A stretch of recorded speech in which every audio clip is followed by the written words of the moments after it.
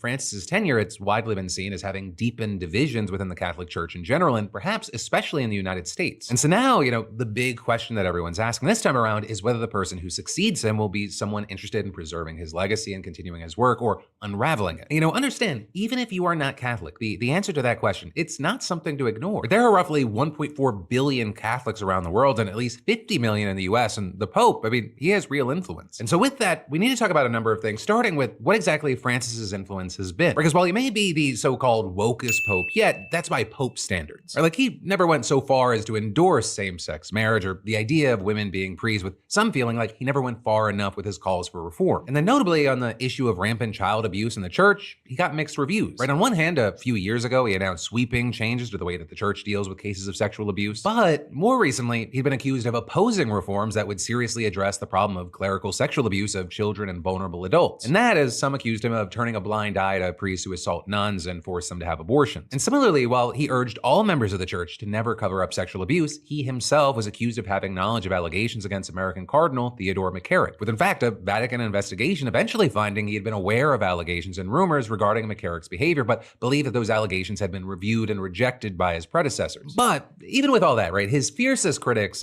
those were conservatives and traditionalists, with some claiming he had abandoned traditions, undermined the church's moral teachings, and one archbishop even branding him a heretic and getting excommunicated. And in another case, you had hundreds of priests and Catholic scholars signing an open letter urging him to reverse his decision to approve blessings to be conferred upon people in same-sex relationships, with notably Francis firing back and denouncing what he described as their hypocrisy and saying, "Nobody gets scandalized if I give my blessings to a businessman who perhaps exploits people, and this is a very grave sin, but they get scandalized if I give them to a homosexual." And notably with that, Francis was at times especially at odds with Catholics in the United States. And in 2023, for example, Francis blasted what he saw as the backwardness of some conservatives in the States, with him saying that they had replaced faith with ideology and that a correct understanding of Catholic doctrine allows for change over time. And then, even as he was criticizing Trump, some Catholic leadership in the United States has seemingly sided with MAGA. And so, for example, in 2021, we saw things like some bishops issuing guidance that would deny the sacrament of communion to Catholic politicians who publicly support and advance abortion rights, such as Joe Biden. And although they mostly backed off after the Vatican warned against using the Eucharist as a political weapon,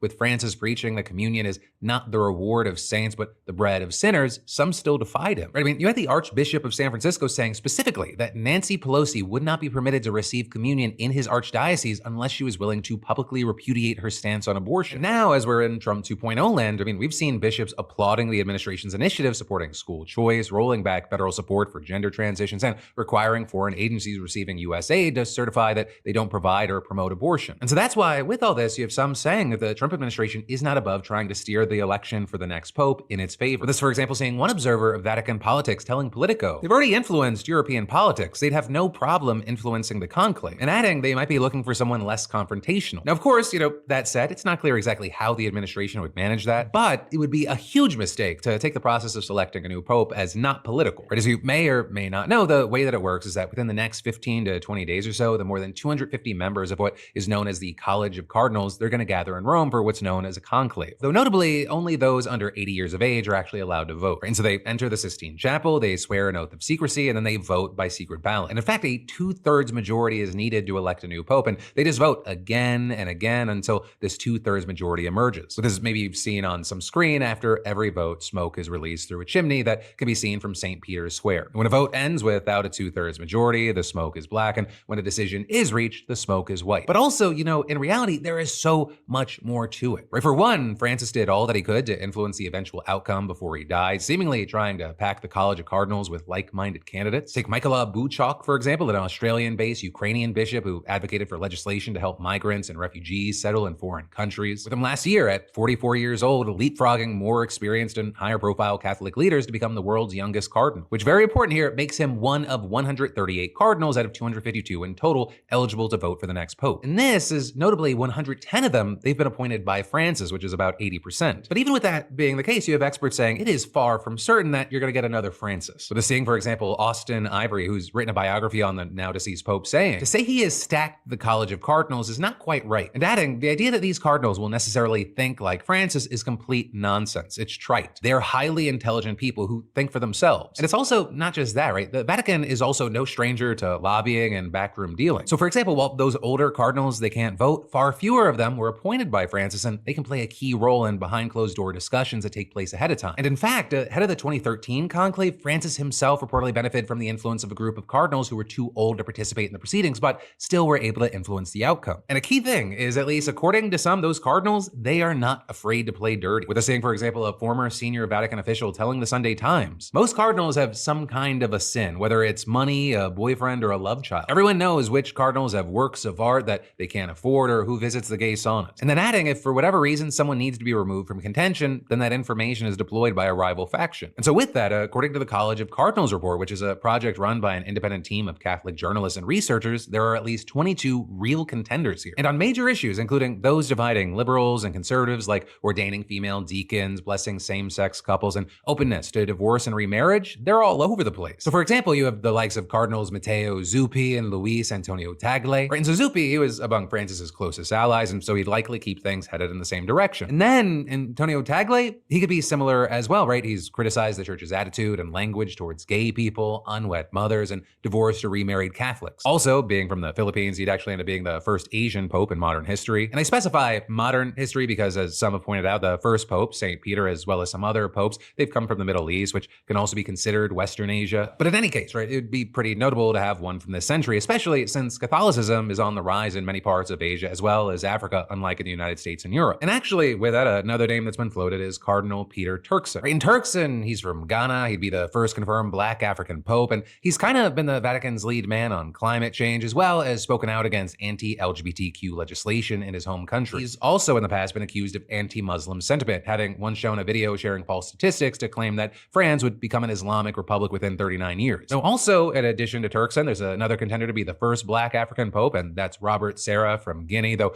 I will say his views are very different. Where he's branded so-called gender ideology as demonic and talks similarly about what he's described as Islamic fanaticism. Also, speaking of possible leading candidates on the conservative side, you have Cardinal Peter Erdu from Hungary. Right, he is notably close to Hungarian autocrat Viktor Orban, which makes it unsurprising that he's been vocal on immigration, reportedly having once compared the act of taking in refugees to human trafficking. But in any case, finally, you also have someone like Cardinal Pietro Parolin, who's now the Vatican Secretary of State. Right, and Parolin, he's seen as more of a moderate figure who could potentially appeal to both liberals and conservatives, with one unnamed Vatican insider reportedly telling the Telegraph he's very experienced, and that could count for a lot in these times of turbulence. He could be seen as a steady hand at the tiller. But even then, there's more names to consider, with different outlets publishing their own lists of top contenders that are all different and include several names I didn't mention here. But for now, we're gonna have to wait to see what happens, and there's a lot that could play out from now, so when they pop that white smoke. And then, I've got more important news for you in just a moment, but first, hi, my name's Phil, and I hoard photos on my phone. Like 14,387 of them. And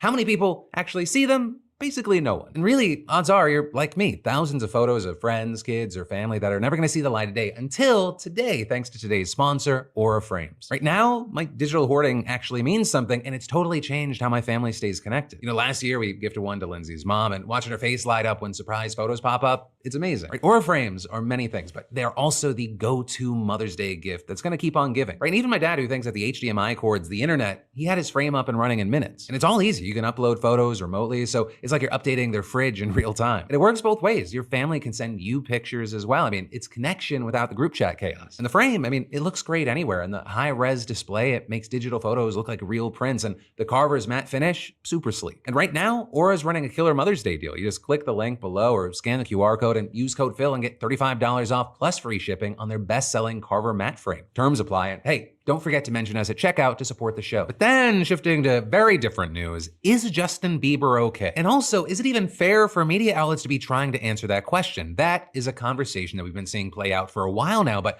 it also took a very new shape after Coachella this weekend. Right, and that because this video went viral showing him smoking at a party at a festival and also swaying and dancing to music, at one point nodding to one of his own songs. But then tons of people responding to those clips with concern, thinking that he just looks out of it and commenting things like, I'm sorry, but he doesn't look okay. He's not just having fun, he's definitely under some hard influence. As well as, I'm mad that the people around him are not doing anything, and you can clearly see he needs help. But then over on Twitter, you had people comparing him to other pop stars who have passed, with some adding, someone needs to check up on Justin Bieber, man. And while with this, some have defended him, noting that every moment of his life is analyzed by people trying to read into every single detail. This is also far from the first time in recent months that people have been worried about Justin Bieber. Right? If you don't follow him, you might not have seen, but he's been posting kind of cryptic messages on Instagram calling himself unworthy and unequipped, and adding that he feels like he's drowning while also telling people to let go of hate. Also, another post